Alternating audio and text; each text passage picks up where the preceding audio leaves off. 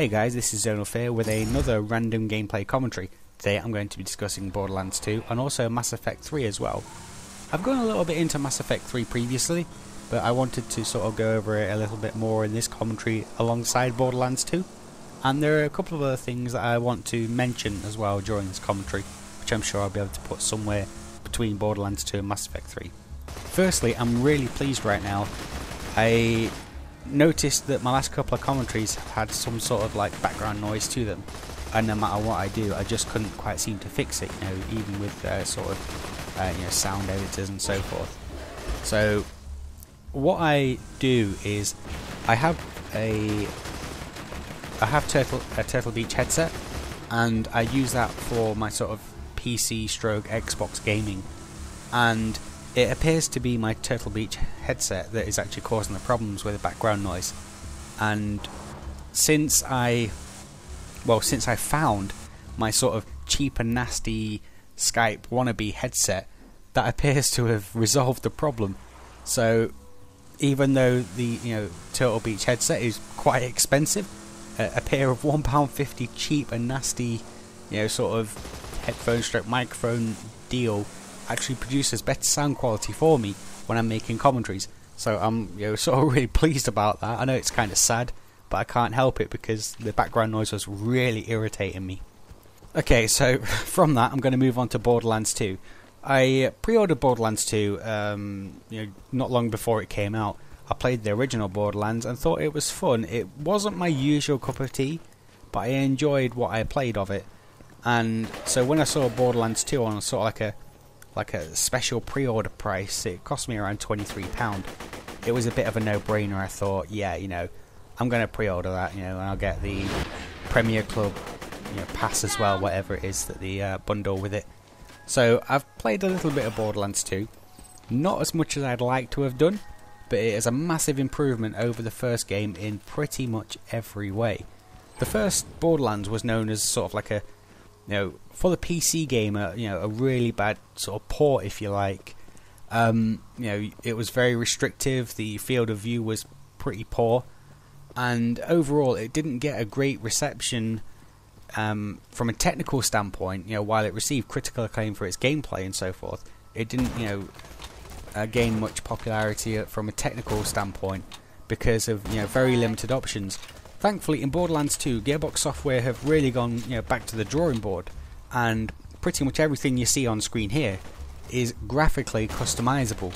So, elements like the heads-up display and whereabouts they position on your screen and so forth, including the field of view, which was a major bugbear of mine from the previous game, is now fully customizable. So finally, instead of this really narrow field of view from Borderlands 1, I can now set the field of view to something more appropriate for my screen resolution. At the moment I have it set to 95, which seems to be about right for me and all the games that I have, sort of like first person shooter games. 95 FOV seems to be the sweet spot for me. But finally I'm just, I'm really glad that Gearbox sort of really went back to the drawing board to make the PC version of Borderlands 2 the best version of Borderlands 2. It's got a massive amount of customization options, as well as the fantastic gameplay which so many people really enjoyed from the first game, and I'm really looking forward to investing more time in this game, especially as there is a new DLC coming out for it soon as well. I believe it's actually tomorrow that the DLC is coming out, so if you really like Borderlands, Gearbox are going to sort of keep you entertained with all the DLC that they have planned coming out for it.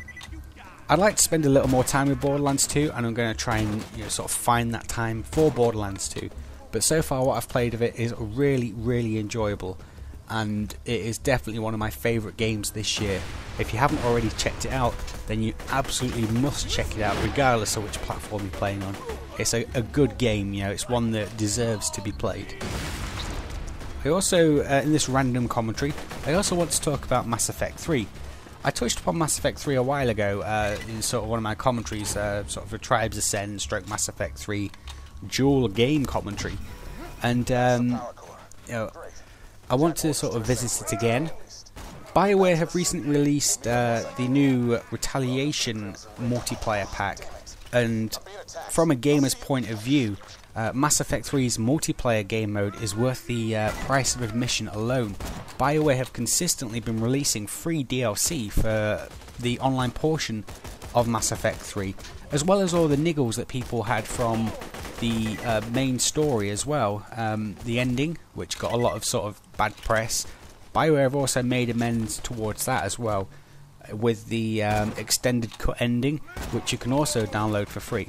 As well as the free downloadable content that BioWare have released, they're also releasing paid for single player DLC as well. And it's not very often I say this, but I'm actually quite cool with that. The reason I'm quite cool with that is BioWare have done so much for the Mass Effect 3 multiplayer free of charge as to not segregate the online community that play Mass Effect 3's multiplayer. That if they want to make a little bit of money off downloadable content, then you know what, I'm cool with that. I'll even buy it. And I'll do that because BioWare have supported Mass Effect 3 quite well. There's also some more single player DLC coming out for Mass Effect 3, where you revisit Omega from Mass Effect 2, which I'm actually really looking forward to. In my opinion, Mass Effect 3's universe is sort of like really clean cut, you don't see an awful lot of bad about it, whereas Omega from Mass Effect 2 was sort of like a, I'm not sure if it's the right word, but like a criminal's paradise, or the outlaws hid there, and it was kind of like the nasty little part of Mass Effect's, Mass Effect 2's universe. So I'm really going to enjoy actually going back to Omega in Mass Effect 3. It was quite a big part of the storyline in Mass Effect 2, without saying too much, and you did quite a bit there. So I'm really looking forward to actually revisiting Omega on Mass Effect 3. That downloadable content is out soonish as well, I think. I'm really looking forward to that one. For those of you that remain sort of unconvinced by Mass Effect's multiplayer, then by all means you guys should definitely check it out. The amount of DLC they've released for it is staggering. They recently added in new factions to combat against, new classes, and also environmental hazards to existing maps. This is on top of the 3 multiplayer packs that they've released previously as well, which contained maps, weapons, and again, new characters. So if you can sort of pick it up for a good price, then Mass Effect 3's multiplayer mode alone is worth the asking price for Mass Effect. On top of that, you get a fantastic single player game to boot, and if you've not played the other 2 Mass Effects, then now's the time to start.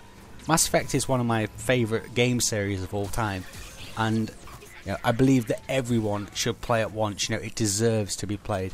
The first and second game's endings were absolutely fantastic. They had a very movie-like quality to it, again without trying to go into any spoilers or anything else like that. And all 3 games deserve to be played at least once by every gamer out there. Keeping with games as well, I usually upload a lot of Battlefield footage. A lot of you guys will know me because of my Battlefield footage. What I want to say at this point is that I'm actually planning on moving away from Battlefield, Battlefield 3 specifically. Right now I have Borderlands 2 and a couple of other games that I'm still to fully play through right now, and I really sort of need to get playing them at this point. There may still be quite a bit of Bad Company 2. I'm always up for a game of Bad Company 2, so I may still post some Battlefield Bad Company 2 footage.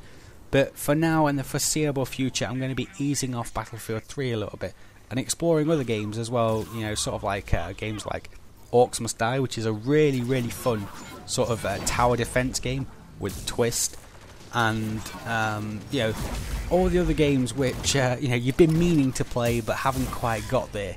I'm going to be sort of covering them a little bit as well. So kind of less Battlefield 3, more variety is sort of going to be the future here at this point. So I apologise if you have subscribed to me for Battlefield 3 footage. By all means, this is me saying I'm not stopping uploading Battlefield 3 footage. It's me saying that I'm sort of easing off it a little bit, and to concentrate on a couple of other games that that I want to play, I want to show because they're awesome, or for whatever other reason. Okay, I'm going to leave the commentary here, with a random commentary here. I'd like to thank you all guys for listening. If you like the video, do leave a like. if you have a comment or have something to say, please do let me know in the comments. Until next time, guys, take care.